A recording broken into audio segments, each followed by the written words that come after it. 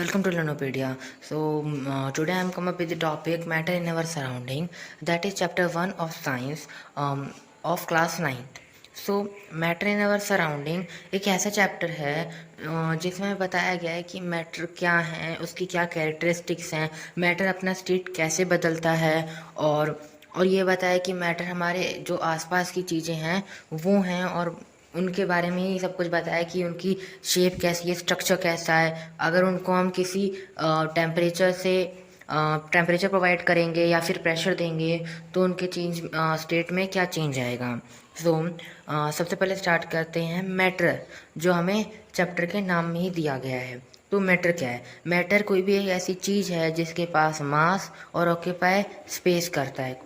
Example ले सकते हैं, जैसे चौक है, कैंडल है, कार है, पेंसिल है, शार्पनर है। जैसे कि ये फ़ोन जिस पे आप वीडियो देख रहे हो या फिर कंप्यूटर या लैपटॉप, उनके पास भी तो कोई मास है या और स्पेस ऑक्यूपाई करते हैं। इससे हम एक मैटर की डेफिनेशन दे सकते हैं।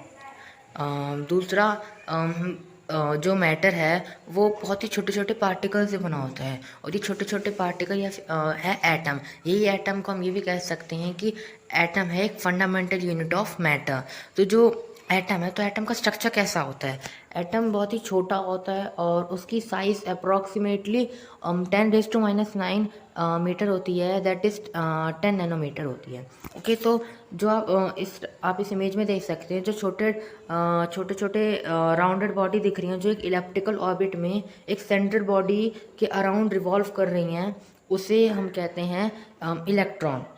ओके, ये नेगेटिव चार्ज कैरी करता है। और बीच में जो एक बहुत बड़ी सी एक सेंट्रल बॉडी देख रहे होगे आप, वो जैसे सेल के अंदर एक न्यूक्लियस होता है, ठीक वैसे ही एटम के अंदर भी एक न्यूक्लियस होता है। उस न्यूक्लियस के अंदर दो और बॉडीज़ आती हैं जिनका नाम है प्रोटॉन और न्यूट्रॉन। प्रोटॉन जो होता है वो पॉजिटिव चार्ज कैरी करता है और जो न्यूट्रॉन होता है उससे कोई चार्जेस नहीं होते, वो कोई चार्ज कैरी नहीं करता है। सो नाउ जो मैटर है उसको उसकी कैरेक्टरिस्टिक्स होती हैं, या फिर जैसे हम कह सकते हैं उसके ऑब्जर्वेशंस हो सकते हैं, कहते हैं उनको कि कैसे ऑब्जर्व करेंगे या कैसे हम किसी को मैटर कहेंगे। तो क्या क्या है? क्या पहले कि वो छोटे छोटे पार्टिकल से बना होता है। पार्टिकल का नाम होता है एटम और इनकी जो साइज़ हमें बताई गई 10⁻⁹ और 10 नैनोमीटर तक की उनकी साइज़ होती है।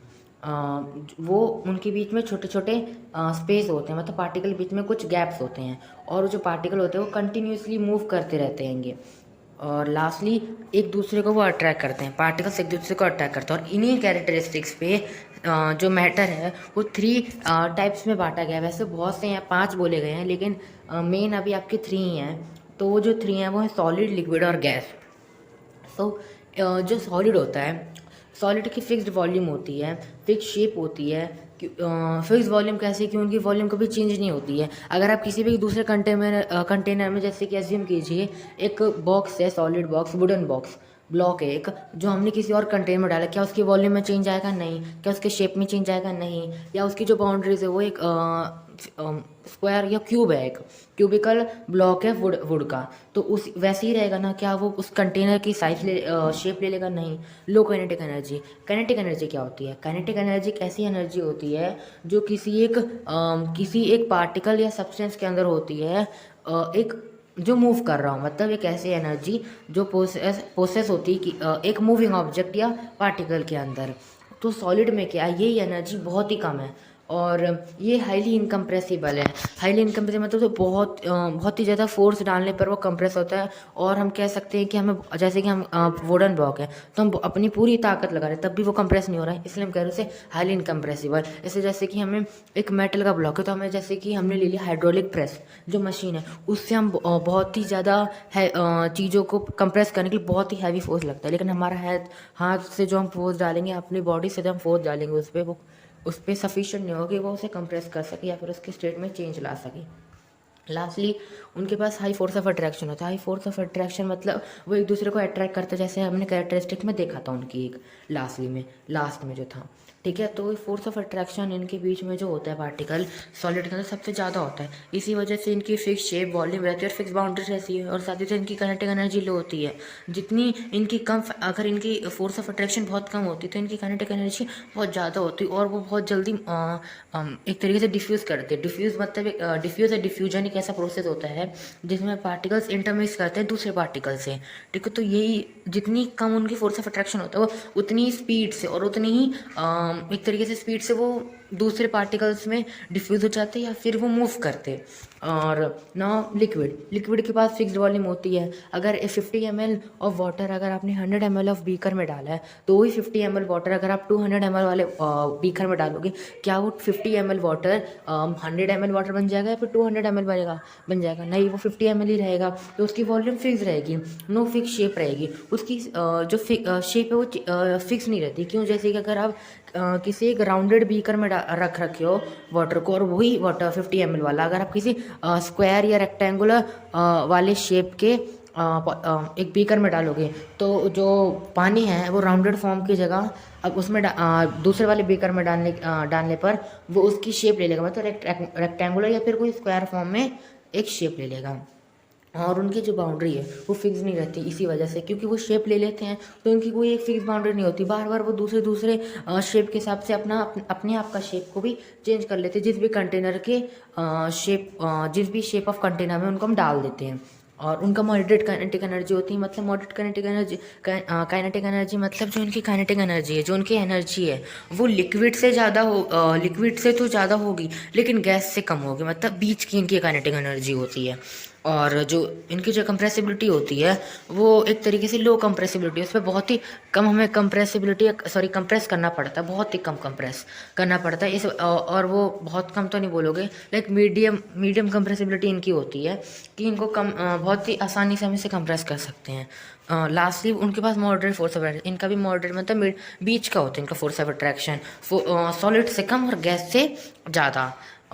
ठीक है। तो इसी वजह से क्या कहते हैं, फ्लो कर पाते, अपना शेप को चेंज कर पाते हैं, इनकी फिक्स बाउंड्री नहीं रहती है और काइनेटिक एनर्जी सॉलिड से थोड़ी सी ज़्यादा होती है। इसी वजह से क्यों? क्योंकि इनकी फोर्स ऑफ अट्रैक्शन सॉलिड से एक तरीके से कम है। और गैस क्या होता है? जो गैस मतलब पार्टिकल्स एक स्टेट ऑफ मैटर है, वो भी एक थर्ड स्टेट ऑफ मैटर है जिसकी जो उसकी फिक्स्ड वॉल्यूम नहीं है और ना फिक्स शेप है और ना फिक्स बाउंड्रीज है। क्यों? क्योंकि बहुत जल्दी वो डिफ्यूज हो जाता है। इसलिए क्यों? क्योंकि उसके पास सबसे ज़्यादा काइनेटिक एनर्जी है, बहुत जल्दी डिफ्यूज कर लेता है अपने आप को, और इस वजह से उसकी क्वांटिटी बढ़ जाती है। उसकी कोई शेप नहीं रहती है कि वो लिक्विड की तरह वो किसी भी कंटेनर में वो डालोगे तो उसका शेप ले लेगा। बाउंड्री अगर कोई शेप ले रहा है तो उसकी बाउंड्रीज भी शेप सेम नहीं रहेंगे एज कम्पेयर टू पहले वाले की। और हाईली कंप्रेसिव, बहुत ही ज़्यादा हाईली मतलब बहुत ही कम फोर्स पे भी बहुत आसानी से हम उसे कंप्रेस कर पाएंगे। और lastly very low force of attraction होता है इनका। फोर्स ऑफ अट्रैक्शन बीच में पार्टिकल के बहुत ही कम होता है, इसी वजह से वो बहुत जल्दी डिफ्यूज़ कर पाते हैं और इसी वजह से उनकी काइनेटिक एनर्जी इतनी ज़्यादा होती है कि बहुत ही जल्दी रैपिडली क्या कहते हैं मूवमेंट होता है उनका, गैस के पार्टिकल्स का। Now can matter change it's state? क्या मैटर अपनी स्टेट को बदल सकता है? जैसे सॉलिड, लिक्विड और गैस स्टेट्स ऑफ मैटर है। अगर वो सॉलिड में तो क्या वो लिक्विड बन सकता है? क्या वो गैस बन सकता है? लिक्विड, सॉलिड या गैस किसी भी फॉर्म चेंज हो सकती है स्टेट ऑफ मैटर में, कोई भी एक स्टेट हो सकती है कि नहीं, ऐसा क्वेश्चन पूछा गया है। इसका आंसर है हाँ, ये हो सकती है। कैसे हो सकती है? ये डिपेंड करता है टेम्परेचर और प्रेशर पे। टेम्परेचर और प्रेशर, अगर जितना ज़्यादा हम उस पर टेम्परेचर डालेंगे, जैसे कि हाई टेम्परेचर हमने डाला, हमने आइस क्यूब्स ले रखे हैं, उस पर हमने बहुत ज़्यादा टेम्परेचर, वो लिक्विड बन जाएंगे और इस लिक्विड बनने को, सॉलिड टू लिक्विड को हम कहते हैं मेल्टिंग। और फिर यही लिक्विड को और भी ज़्यादा टेम्परेचर प्रोवाइड करेंगे तो ये लिक्विड गैस बन जाता है और इसको हम कहते हैं बॉइलिंग या इवेपोरेशन। अगर ये टेम्परेचर हम कम करते जाएंगे, ये गैस वाले जो गैस बन के पानी था वो जो गैस बन गया था, अगर उसी गैस को अगर हम कम टेम्परेचर करते रहें, उसी गैस को हम थोड़े कम टेम्परेचर पे दें, कम टेम्परेचर पे रखें, तो वो गैस लिक्विड बन जाएगा। और इस लिक्विड बनने के प्रोसेस को, गैस टू लिक्विड बनने के प्रोसेस को हम कहते हैं कंडेंसेशन। और फिर यही लिक्विड बाद में और फर्दर उसके टेम्परेचर डाउन कर देते हैं, माइनस में लेते जाते हैं, तो कम करते रहते हैं टेम्परेचर, तो वो लिक्विड सॉलिड बन जाता है। इस प्रोसेस को हम कहते हैं फ्रीजिंग। और ये प्रेशर पे भी सेम होता है, जितना प्रेशर उतना ही क्या कहते हैं वो एक तरीके से और भी ज़्यादा वो एक तरीके से उसकी जो पार्टिकल है ना वो और भी ज़्यादा पास में आ जाती है। जैसे कि आप आपके cylinder liquefied petroleum gas LPG, ठीक है, जो ये जो गैस है आपके सिलेंडर्स में भरी होती है, लेकिन ये कैसी होती है, गैस में तो नहीं होती है, लिक्विड में होती है। लेकिन जैसे ही आप जो उसका खून कुछ होता है, ओपन करते हो आप, उसे टर्न करते हो, तो टर्न करने की वजह से जब टर्न करते हो फिर ऑन करते हो तो वो गैस बनने लगती है, गैस रिलीज होने लगती है। क्यों? क्योंकि जो इस पर बहुत ही एक्सट्रीम प्रेशर डाला होता है, हाई प्रेशर से उसे जो गैस होती है वो हाई प्रेशर से कंप्रेस करके लिक्विड बना दी जाती है। और धीरे धीरे जब उसे ऑन करते हो और सॉरी उसे टर्न करते हो तो टर्न करने से क्या होता है, धीरे धीरे प्रेशर कम होने लगता है, और धीरे धीरे प्रेशर कम होने लगता है तो डायरेक्टली गैस में जो लिक्विड है वो गैस बनने लगती है। इस प्रेशर भी डिपेंड हो रहा है, मतलब ये दो टेम्परेचर और प्रेशर एक स्टेट ऑफ सब्सटेंस की चेंज को डिटरमाइन करती है। और ये दो चीज़ें और हैं कि जैसे अगर हम सॉलिड को गैस में, मतलब सॉलिड अगर गैस बन रहा है तो गैस बनने के प्रोसेस को हम सब्लिमेशन कहते हैं। अगर ये गैस सॉलिड बन जाता है तो हम डिपोजिशन कहेंगे इसे। सब्लिमेशन का एग्जांपल आप ले सकते हो, जैसे कि आप ये कैम्फर या फिर आयोडीन और जैसे नैपकिन बॉल्स होती हैं, ओके, या फिर आप इंस्टेंट स्टिक लेते हो। जब आप कभी पूजा करते हो तो आप अगरबत्ती जलाती होगे, तो अगरबत्ती जब जलाते हो तो वो डायरेक्टली लिक्विड तो बनती नहीं है, वो डायरेक्ट गैस बन जाती है, तो इसको हम कहते हैं sublimation. Now next we have boiling point and melting point. Boiling point एक ऐसा टेम्परेचर, एक ऐसा पॉइंट, टेम्परेचर का पॉइंट होता है जहाँ पे लिक्विड बॉयल होने लगता है एक कांस्टेंट या एटमॉस्फेरिक प्रेशर पे, ओके। तो वाटर का हम बोल सकते हैं बॉइलिंग पॉइंट 100 डिग्री सेल्सियस। अब ऐसे मेल्टिंग पॉइंट क्या होता है, एक ऐसा टेम्परेचर, मिनिमम टेम्परेचर जिस पे सॉलिड मेल्ट होता है लिक्विड में एट अ कांस्टेंट प्रेशर या फिर एटमॉस्फेरिक प्रेशर, ओके। सो जो आइस का बोले या वाटर का बोल रहे हैं, वाटर का नहीं तो आइस सॉलिड ही रहेगा, ठीक है। तो इसका जो मेल्टिंग पॉइंट है वो क्या होगा, इसका मेल्टिंग पॉइंट होता है 0 डिग्री। 0 डिग्री पे क्या होता है, ये 0 डिग्री पे लिक्विड भी होगा और सॉलिड भी होगा, कुछ वो लिक्विड होना शुरू हो जाता है 0 डिग्री पे। कहीं कहीं आप पाओगे कि वो अभी भी सॉलिड होगा, लेकिन जैसे जैसे पॉइंट आप टेम्परेचर बढ़ाते जाओगे तो वो जो आपका आइस क्यूब है वो लिक्विड बनता रहेगा, लिक्विड में चेंज होता रहेगा। लेकिन अगर जैसे अब 100 डिग्री की बात करें बॉइलिंग पॉइंट, तो 100 डिग्री पे अगर वाटर का बॉईल कर रहे हो तो वो लिक्विड भी रहेगा, गैस भी रहेगा, कुछ हिस्सा उसका लिक्विड, कुछ हिस्सा गैस। कभी कभी क्या होता है वो बाद में जाके 100 डिग्री से ऊपर बॉईल होते हैं, 101, 102। ज़्यादातर क्या होता है वो 100 डिग्री से पहले ही 99, 98 डिग्री सेल्सियस पे ही बॉईल होना शुरू हो जाता है और वेपर्स निकलने लगते हैं। तो इस पे वो सॉलिड भी होता है, लिक्विड भी होता है। लेटेंट हीट एक तरीके से क्या होता है, रिलीज ऑफ एनर्जी होती है, ऑब्जर्व होती है एनर्जी, किस लिए चेंज होता है, जिससे कि एक बॉडी अपना स्टेट चेंज कर सके। तो बुक में आपके फ्यूजन और वेपराइजेशन के बारे में दिया गया है, latent heat of fusion and latent heat of vaporisation. तो लेटेंट हीट ऑफ फ्यूजन क्या होता है, एक ऐसा चेंज होता है जिसमें एनर्जी को हम रिलीज करते हैं to change the state of solid to liquid at a same temperature, जिसमें जो टेम्परेचर है melting point and constant temperature. Latent heat of vaporisation क्या होता है, जिसमें भी एनर्जी रिलीज होती है कि जिससे कि solid liquid state of matter होता है वो गैस बन जाए, वो एक टेम्परेचर पे जो टेम्परेचर बॉइलिंग पॉइंट है आपका, एंड अंडर कांस्टेंट प्रेशर। जैसे कि नीचे आप डायग्राम दे सकते हैं, उससे आप रेफर कर सकते हैं कि लेटेंट ऑफ फ्यूजन क्या होता है और वेपराइजेशन क्या होता है। Next we have evaporation. Evaporation एक सरफेस फिनोमिना होता है। और एक और चीज़ जो आपकी मेल्टिंग पॉइंट होता है, ये इंडिकेशन देता है आपको strength of force of attraction between the particle. इससे आप इंडिकेशन निकाल सकते हो या आप एक अंदाज़ा लगा सकते हो कि फोर्स ऑफ अट्रैक्शन कितना है एक पार्टिकल या कुछ पार्टिकल की सब्सटेंस के पार्टिकल्स के बीच में। सो वापस चलते हैं कि इवेपोरेशन एक सरफेस फिनोमिना है कि वो इवेपोरेशन एकदम सरफेस पे ऑकर होता है।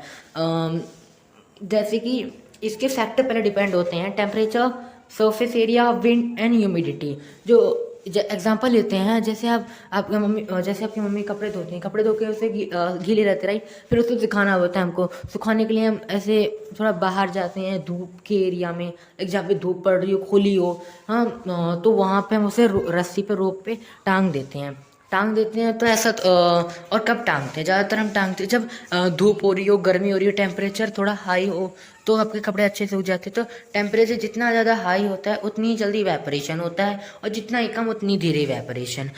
नेक्स्ट है सरफेस एरिया। सरफेस एरिया कैसे, ऐसा तो नहीं है कि आप कपड़े जब टांगते हो तुम चिपका चिपका के टांग देते हो, नहीं ना, एकदम चिपका चिपका के नहीं टांग सकते। अगर चिपका चिपका के टांगोगे तो इवेपोरेशन नहीं, जो कपड़े सूखते नहीं हैं। तो यहाँ पे क्या होता है, जितना जितना एक सरफेस फिनोमिना है ये, जितना ज़्यादा सरफेस पे पार्टिकल होंगे उतनी ही जल्दी इवेपोरेशन होगा। ठीक है, तो जब आप कपड़े टांगते हो तो थोड़ा फैला के टांगते हो रस्सी पे, ज़्यादा से ज़्यादा फैल जाएगा, एकदम चिपके ना रहे। ठीक है, तो इससे क्या होता है, बहुत से ज़्यादा पार्टिकल जो आपके इन्वायरमेंट है उस पर एटमॉस्फेयर में कांटेक्ट में रहते हैं, जिस वजह से इजीली इवेपोरेशन हो जाता है। और जितना कम सरफेस एरिया दोगे उतना ही समय लगेगा। विंड विंड जितनी तेज स्पीड से आपकी विंड चलती है, जब हवा चलो तो भी तब कपड़े टांगते हो, चाहे धूप ना हो रही हो, हल्की सी धूप हो, बादल से ढके हो, लेकिन आपकी हवा अच्छी चल रही है तब भी कपड़े डाल देते ना, कि क्योंकि तेज़ हवा चल रही है जल्दी सूख जाएंगे। ठीक वैसे ही जितनी तेज़ हवा चलेगी और अगर आप जितना ही लंबा लंबा उसे फैला कर रखोगे कपड़े को, तो उससे क्या होगा, तेज़ हवा चलेगी, हवा चलने से क्या होगा, वो जो पार्टिकल्स हैं वाटर के वो और भी जल्दी से, एक तरीके से जब हवा चलेगी, हवा चलते चलते वो कपड़ों के ऊपर जो सरफेस पे एकदम ही जो वाटर के पार्टिकल्स हैं वो उसके साथ उड़ते जाएंगे, और उससे क्या होगा कि वो जो कपड़ा होगा आपका क्लोथ वो सूखता जाएगा। क्योंकि वाटर्स तो उससे चले जा रहे हैं, वो वेपर्स बन जा रहे हैं, तो जो कपड़ा है वो धीरे धीरे सूखता रहता है। Last we have humidity.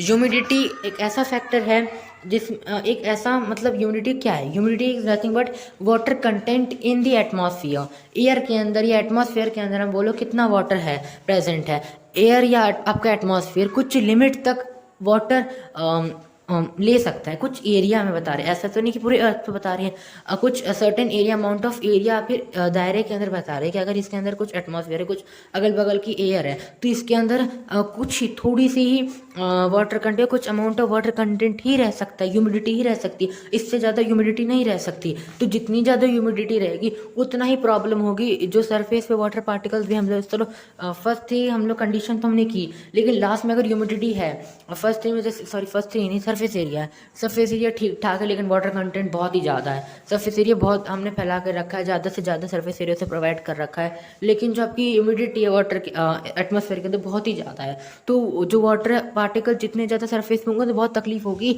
Air में डिफ्यूज़ होने में। तो क्या होगा, एयर उस वाटर पार्टिकल को लेगी नहीं, उल्टा वो तो वाटर पार्टिकल जो उसके अंदर खुद है एयर में प्रेजेंट है वो उसे निकालने की कोशिश करेगी। वो निकालेगी कैसे, वो वाटर पार्टिकल कपड़ों पे जाके चिपक जाएंगे जिससे कपड़े और गीले होंगे। ठीक वैसे जितनी ही कम आपकी ह्यूमिडिटी होगी उतनी ही जल्दी जो एयर में आपके वाटर पार्टिकल डिफ्यूज हो जाएंगे और आपका कपड़ा सूख जाएगा। तो इन्हीं 3 फैक्टर्स पे आपकी इवेपोरेशन डिपेंड होता है। So this is the end of the video. Thank you. And अगर आपको वीडियो अच्छा लगा तो just hit the like button and subscribe our channel.